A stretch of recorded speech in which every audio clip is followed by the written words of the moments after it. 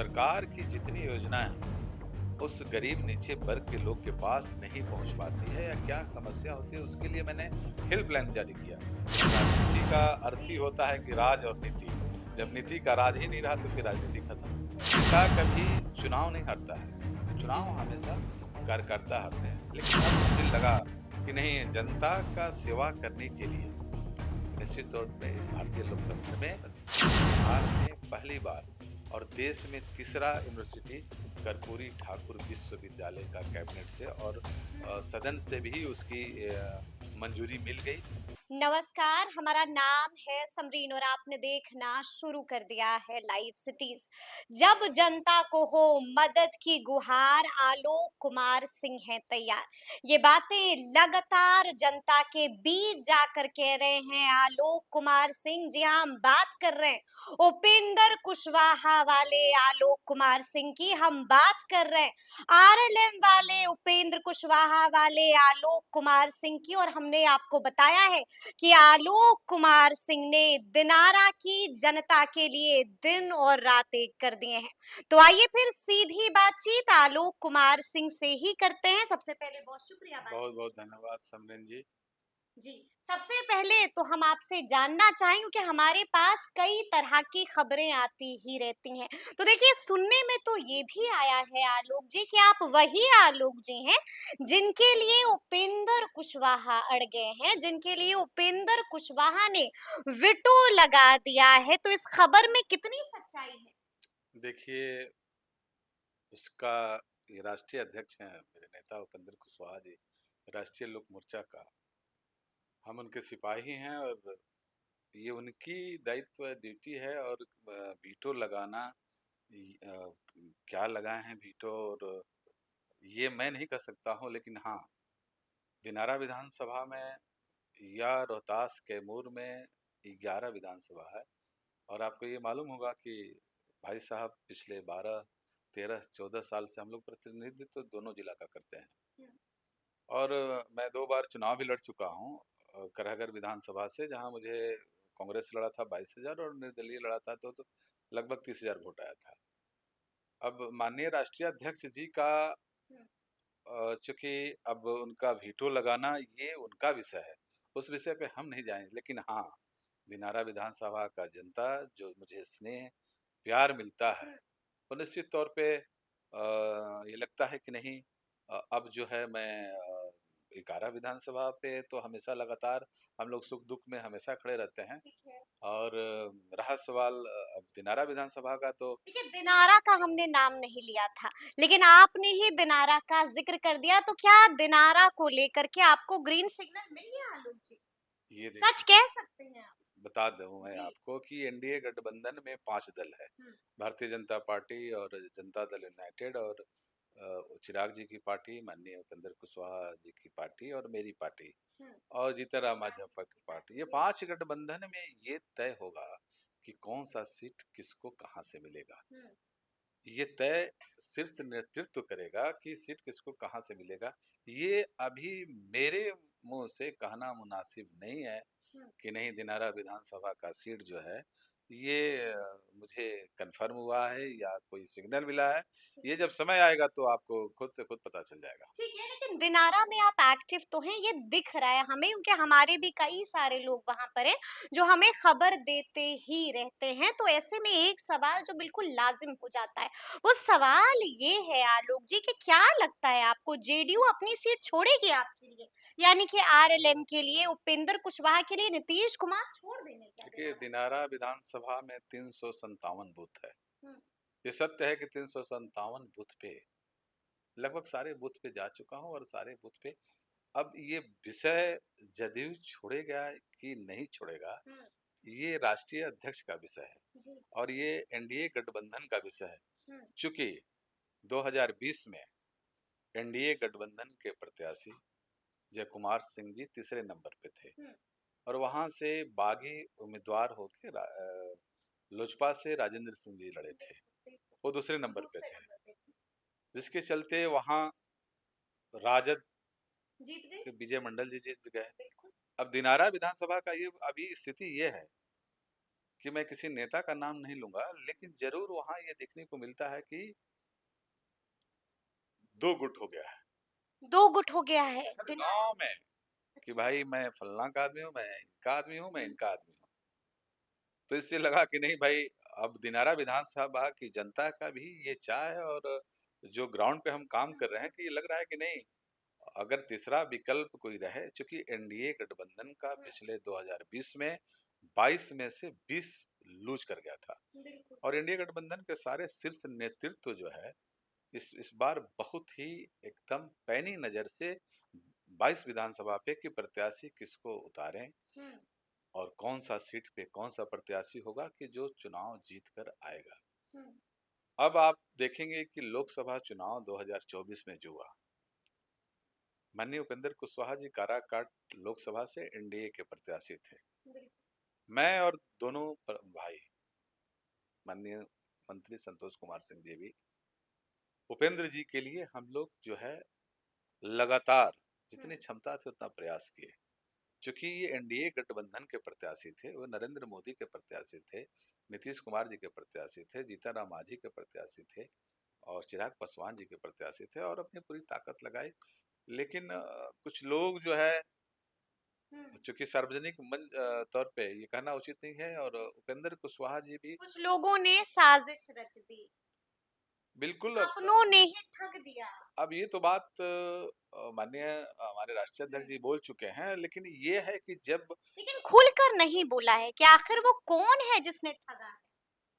ये तो हम नहीं बोल पाएंगे इसको, तो जी। माननीय राष्ट्रीय अध्यक्ष जी बताएंगे, लेकिन हुँ, जब जिस काराकाट लोकसभा में माननीय प्रधानमंत्री जी का प्रोग्राम हुआ, माननीय गृह मंत्री जी का हुँ, प्रोग्राम हुआ, माननीय रक्षा मंत्री जी का प्रोग्राम हुआ, माननीय राष्ट्रीय अध्यक्ष जी का प्रोग्राम हुआ, चिराग जी का भी प्रोग्राम हुआ, लेकिन उसके बाद भी एनडीए गठबंधन के लोग जो है उनकी बात को नहीं मान पाए। हुँ। अगर बात को माने रहते तो शाहाबाद में ऐसी स्थिति नहीं होती।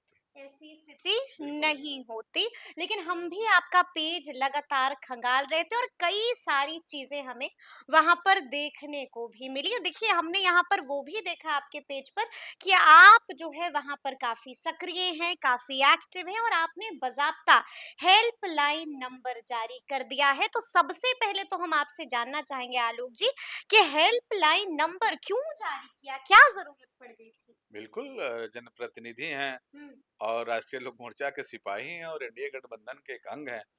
तो प्रधानमंत्री आदरणीय नरेंद्र मोदी और एनडीए सरकार द्वारा माननीय मुख्यमंत्री नीतीश कुमार जी के द्वारा सरकार की जितनी योजनाएं हैं, उस गरीब नीचे वर्ग के लोग के पास नहीं पहुंच पाती है या क्या समस्या होती है, उसके लिए मैंने हेल्पलाइन जारी किया और ये करीब हमको 1 साल से ऊपर हो गया। और आपको बता दूं कि लाखों लोग, जैसे आप हमेशा आप देखती होंगे फेसबुक या कुछ भी पे भी, ये मेरे व्हाट्सएप ग्रुप पे भी, तो कहीं का ट्रांसफार्मर जल गया, तो किसी का राशन कार्ड नहीं बन रहा है, तो किसी को अच्छा। पीएमसीएच में भर्ती कराना है, किसी को आईजीएमएस में भर्ती कराना है।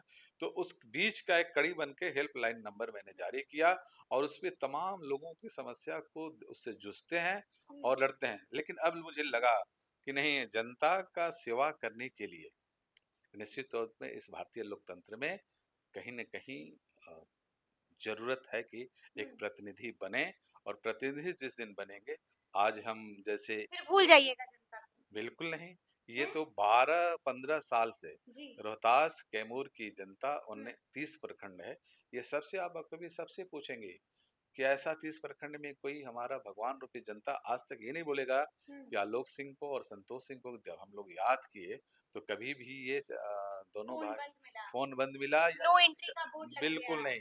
ये मेरे घर के आप आगे जब बोर्ड पे लिखे होंगे तो यहाँ लिखा जी, हुआ है सेवा सदन। बिल्कुल, बिल्कुल, बहुत लोगों हमने ने देखा पूछा है। कि ये सेवा सदन क्यों लिखे हैं? बोले कि नहीं, ये रोहतास कैमूर की आवाज का घर है, हुँ, ये हम लोग का घर नहीं है, इसलिए इसको लिखा हूँ सेवा सदन कि हुँ, भाई ये सेवा के लिए मुझे घर मिला है। और हमेशा यहाँ क्षेत्र का करीब सैकड़ों लोग हुँ, प्रतिदिन आते हैं। सबसे खुशी का बात है कि यहाँ मेरे यहाँ जो बच्चे हैं हुँ, जिनकी एग्जाम होती है, तो मुझे फोन लगाएंगे क्या लोग भैया कल हमारी परीक्षा बा, हम आवत नहीं, कहें बिल्कुल आवत तार घर बा।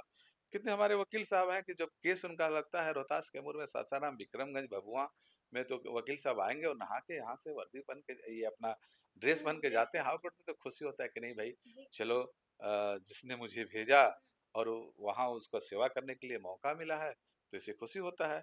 और रहा सवाल हेल्पलाइन का, तो हेल्पलाइन से प्रतिदिन अगर हम बात करें कि एक दिन में कितने कॉल आते होंगे? करीब 50 से 60, कभी-कभी 100 कॉल भी आते हैं। 100 कॉल भी आ जाते प्रतिदिन। हैं प्रतिदिन। प्रतिदिन। और सबसे ज़्यादा शिकायत क्या मिलती है? सबसे ज़्यादा शिकायत होता है कि हमारा राशन कार्ड नहीं बन रहा है, अच्छा। अब ट्रांसफार्मर जल गया है, हुँ, हुँ। और उससे भी सबसे जटिल समस्या होती है कि दवाई का, चूँकि आईजीएमएस में हुँ, और पीएमसी में और एम्स में सरकार तो बहुत पहले से व्यापक व्यवस्था की है, लेकिन 14 करोड़ के पॉपुलेशन में हुँ, इतने मरीज होते हैं, फिर भी हम लोग प्रयास करके और बहुत गरीब परिवार का भी अच्छा सा अच्छा इलाज जो है हो जाता है।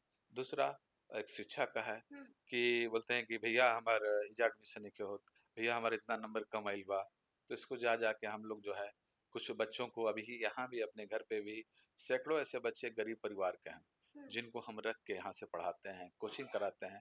4-5 तो आईआईटीएन भी हो गए, और हुँ। देखिए अब अगले 17 जून में 2-3 बच्चे ऐसे हैं कि जी। सिविल सेवा परीक्षा भी उत्तीर्ण करेंगे। तो एक हुँ, संतुष्टि मिलती है कि भाई जनप्रतिनिधि जब हम लोग हैं और मेरा परिवार है हुँ, और एनडीए गठबंधन ऐसा हमको मौका दिया, हुँ, तो निश्चित तौर पे ऐसा हम लोग सेवा करें, ताकि जिसके लिए सरकार चुन के भेजी है हुँ। और सरकार का प्रतिनिधित्व मेरा परिवार, उनके मेरा भाई। साथ इंसाफ किया जाए। बिल्कुल, यानी कि जो आपने कहा है कि आलोक कुमार सिंह हैं तैयार, तो ऐसा लगता है कि जनता भी आलोक कुमार सिंह के लिए तैयार है। ये बिल्कुल, ये हम नहीं, जैसे आपने हुँ, बार-बार, अब रोहतास कैमूर में टोटल हुँ, 30 प्रखंड हैं और 11 विधानसभा है।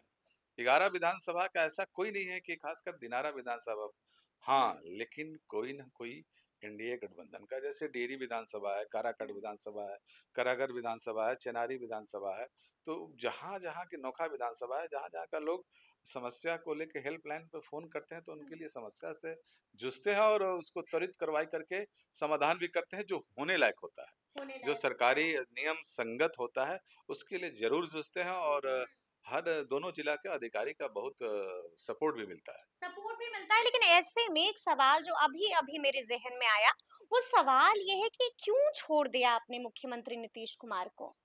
देखिए, जेडीयू क्यों छोड़ा? क्यों चुनाव से पहले बड़ा झटका दे दिया? एनडीए गठबंधन एक परिवार है, हाँ, 5 परिवार हैं। एक ठीक है। घर में जैसे मान लीजिए 5 कमरा है, हाँ।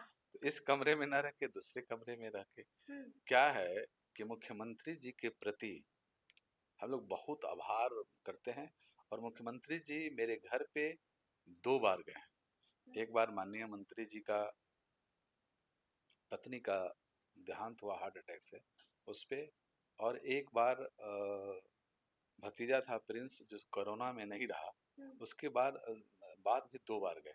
और मुख्यमंत्री जी जब कोरोना काल में था, तो उसको वेदांता में और यहाँ से मतलब एयर एम्बुलेंस से भी सारा व्यवस्था करा के, तो उनके प्रति तो अभी भी हम लोगों की आस्था है। ऐसे है। हाँ, अब उसमें क्या है, नए परिवार में 5 अच्छा, घर है। छोड़ने के बाद कभी मुलाकात, कभी बात हुई उनसे? समस्या को लेके एक बार मिले भी थे, हुँ, और जब भी हम लोग कोशिश करते हैं तो बात ज़रूर हो जाती है उनसे। तो फिर उन्होंने पूछा कि क्यों साथ छोड़ा?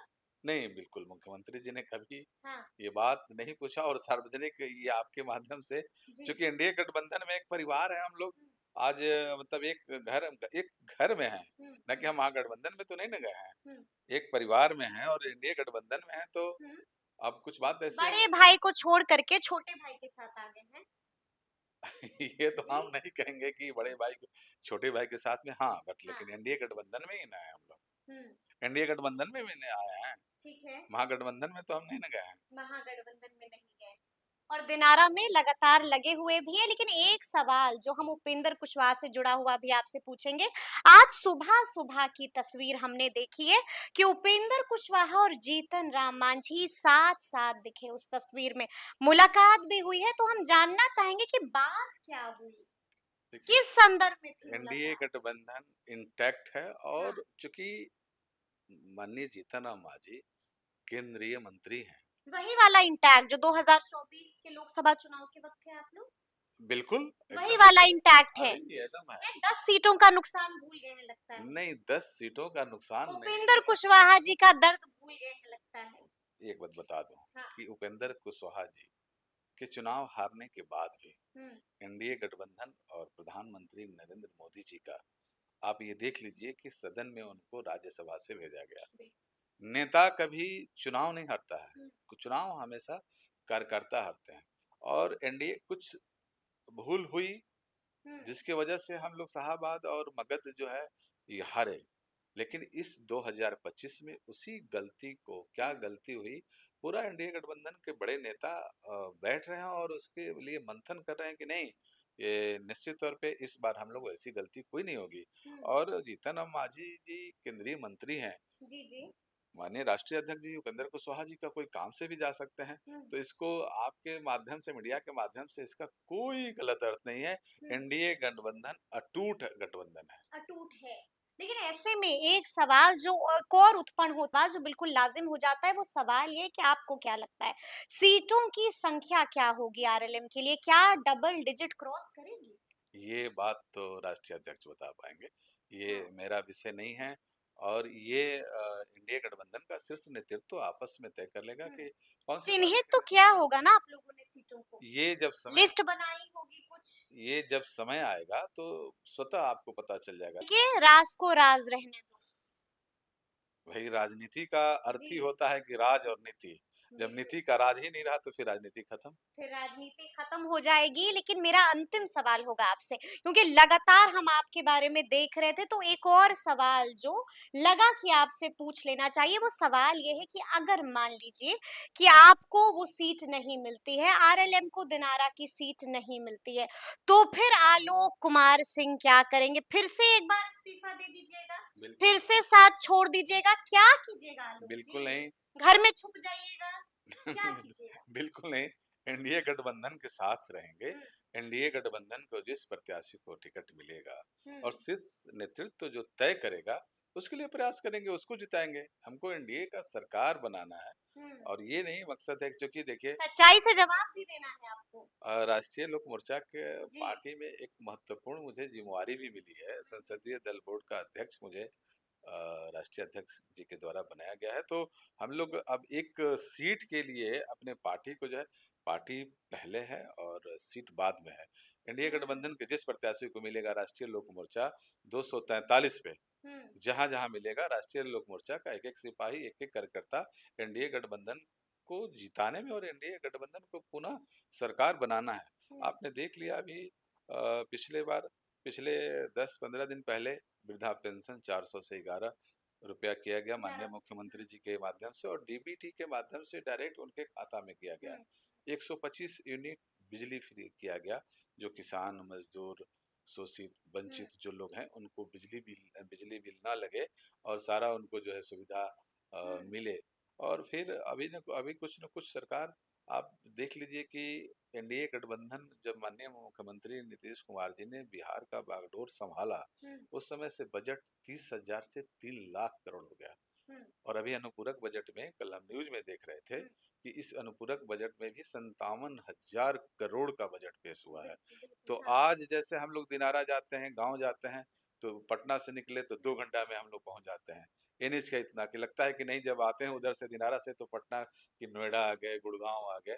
तो बिहार का विकास तो चाहे आप देख लीजिए, पटना में मेट्रो भी चालू हो हुँ, गया। इसलिए ये तो तय है कि इस बार जो है 2025 में हुँ। फिर से नीतीश और 225 हैं? फिर से नीतीश, 25 से 30 फिर से नीतीश। और 225 सीट। 225 सीट। यस। हाँ। हैं? लेकिन हाँ। आपने सुना होगा कि विपक्ष क्या कह रहा है? साफ-साफ कह रहा है कि जनता को लॉलीपॉप दिया जा रहा है। आप देख लो, जनता इस बार कबूल है, कबूल है, कबूल है नहीं करेगी नीतीश कुमार को। आप ये देख लो आप हाँ। कि आप पटना में रहती हैं, हुँ, अपने घर में पूछिएगा कि हुँ, पापा 2005 से पहले पटना क्या था, बिहार क्या था, हुँ, और आज 2025 में पटना और बिहार क्या है। हुँ, इसको देख के जनता आज विकास का इतना बयार और सामाजिक समरसता इतना है। हुँ, आप देख लीजिएगा कि पंचायती राज में, त्रिस्तरीय पंचायत में 50% आरक्षण बिहार पहला राज्य बना था। आज महिला भी मुखिया, सरपंच, पंचायत समिति सदस्य, जिला परिषद हुँ, सदस्य और जिला परिषद चेयरमैन बन रही हैं।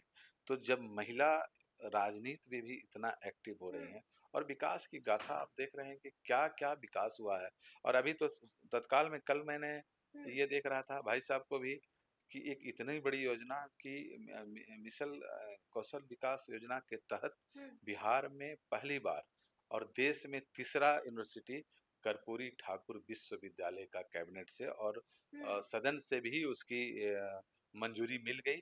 जैसे केवाईपी सेंटर होता है कि बच्चों को स्किल डेवलप हुँ, करके और फिर उनको रोजगार के लिए बिल्कुल। अब यूनिवर्सिटी जब यहाँ बनेगी हुँ, तो बच्चों को जो है रोजगार मिलेगा यूनिवर्सिटी के माध्यम से। हुँ, और कैबिनेट से भी पिछला बार देखें कि 25 से 30 के बीच में हुँ। 1 करोड़ युवाओं को रोजगार और 10 लाख। महागठबंधन भी एक्टिव है, जनसुराज भी आ गया है।